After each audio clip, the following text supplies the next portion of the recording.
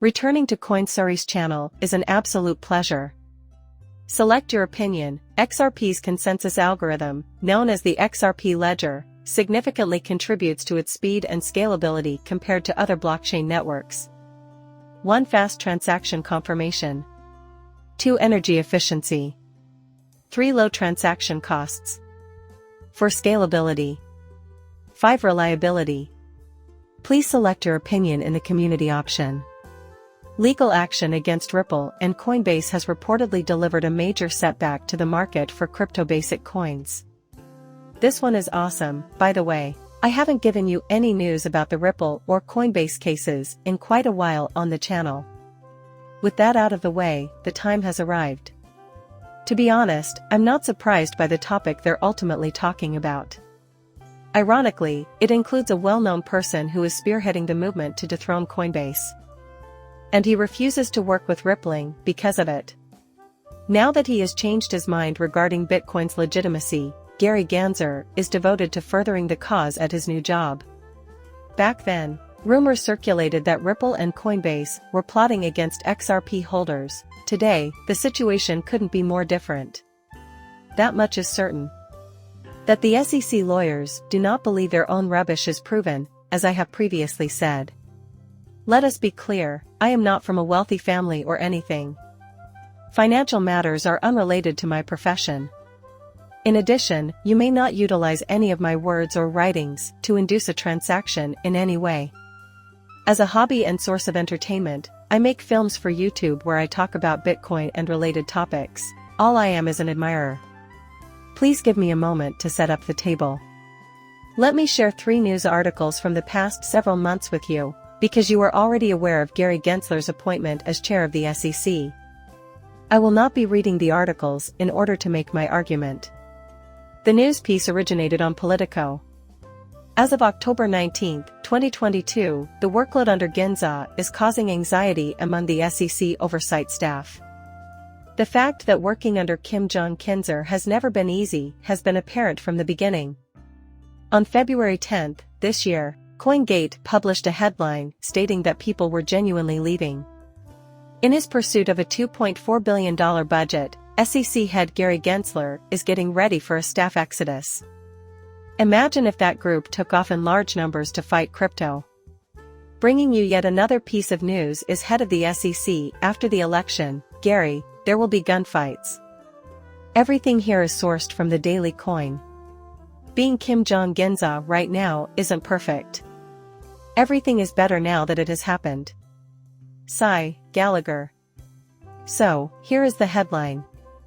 This one is with Bloomberg Law, section of the SEC engaged in cryptocurrency litigation. A key figure leaves to join White and Case.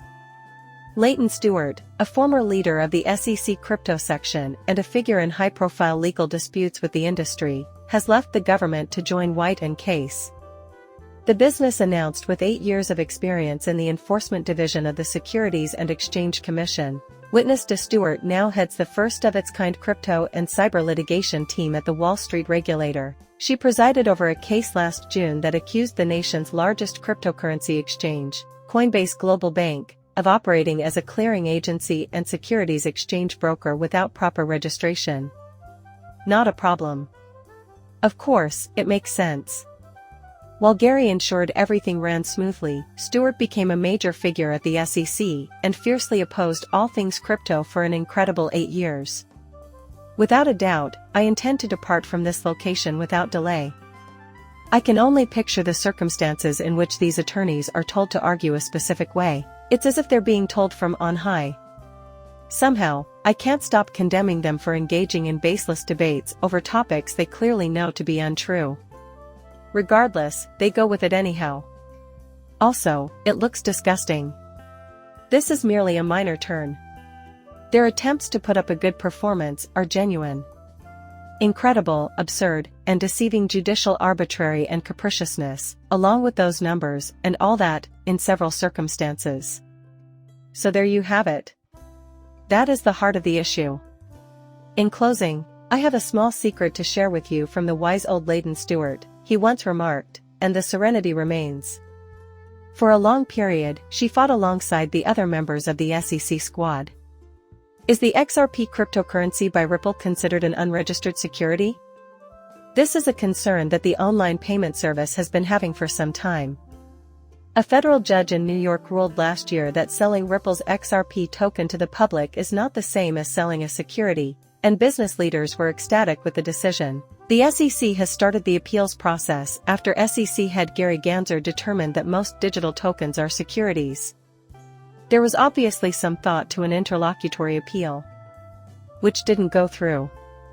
My guess is that Justin Weiss doesn't realize it's wrong to call XRP Ripple's XRP because renowned news agencies like Bloomberg tend to write about cryptocurrency with an overabundance of knowledge.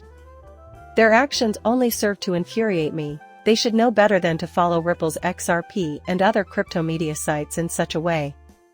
When I see such an attitude in crypto media, I can't help but wonder whether mainstream media are acting like tribal Bitcoin maxis. I wish that weren't the case, but it is. It remains, however, what it is. Whatever the case may be, Stewart, who has a history of service with the SEC, cited a PC data steward who will remain with the firm to state that she plans to launch a crypto and cyber protection business at White & Case. The proliferation of Bitcoin ETFs has made it quite clear that the cryptocurrency market is not going anywhere. Considering the regulatory environment is complex and fraught with ambiguity, since Stewart has ties to the SEC, it's obvious that she is critical of Bitcoin. However, what was the agency's position when it came to leading the charge against Coinbase and Ripple, and what was it like? Just imagine how bad everything is. The reasons are so absurd that it's hard to believe someone would believe them, but I don't think she's stupid either. To put it simply, I think these people are awful. Subsequently, she states that cryptocurrency will persist for an extended period. Do you agree with that? You assaulted it, causing injury to innocent people, and now you claim it's harmless. Do you now contend that cryptocurrency will continue to be secure? With that said, wouldn't you agree that it's a smart move? The basis behind her assertion that it will remain in place because of Bitcoin exchanged money is unclear. Bitcoin has undergone a fundamental transformation.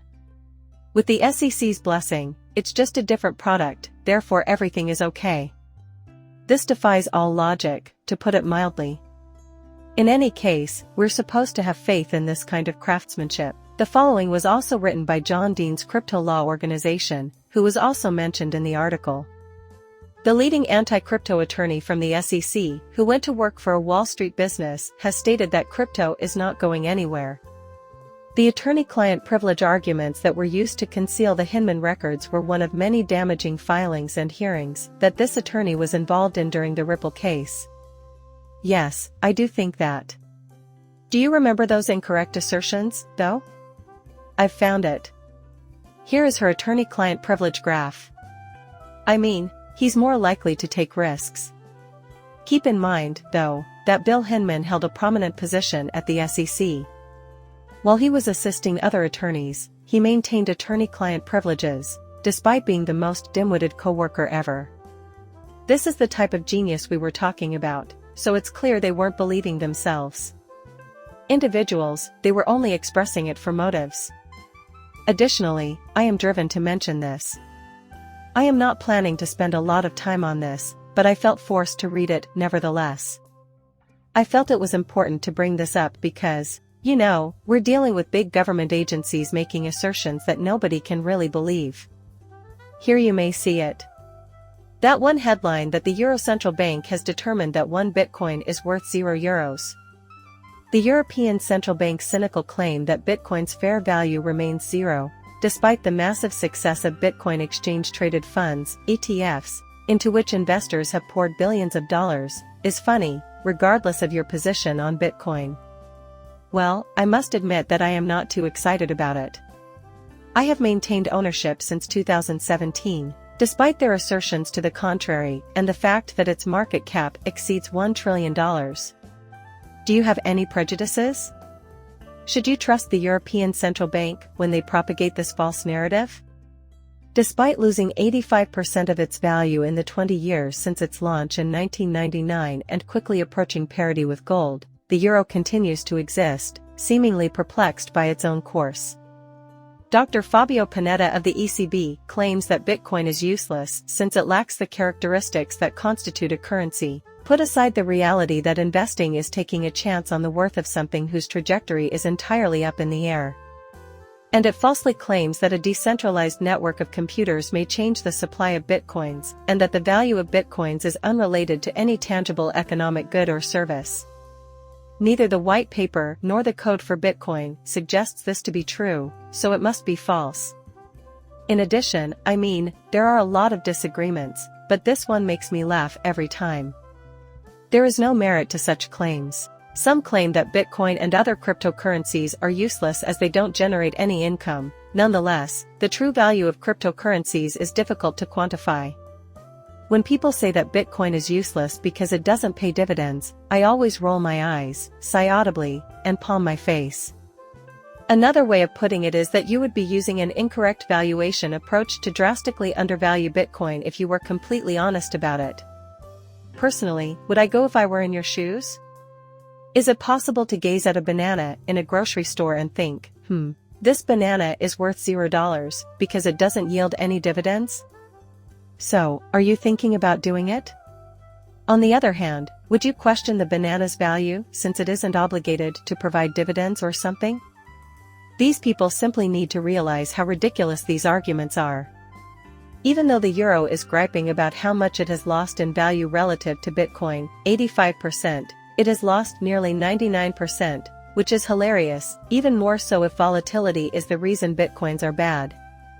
Are you not amused by that? The value of it dropped by 99%. It has taken 15 years for the euro to arrive. Listen, the same is true for the US dollar too. We're just using the euro here to make things clearer. Yeah, I totally get that, it's funny. Jump right into talking about how they seem to be acting in their own self-interest. Those damned individuals, the truth. Nothing changes, not even when you include the SEC. Oh my. They look at us with utter perplexion. What an utterly innocent bunch. That's not what my job entails. Whatever I say, do not let it sway your decision to buy or sell. Would I be right? Always be sure to subscribe and like. As for now, farewell.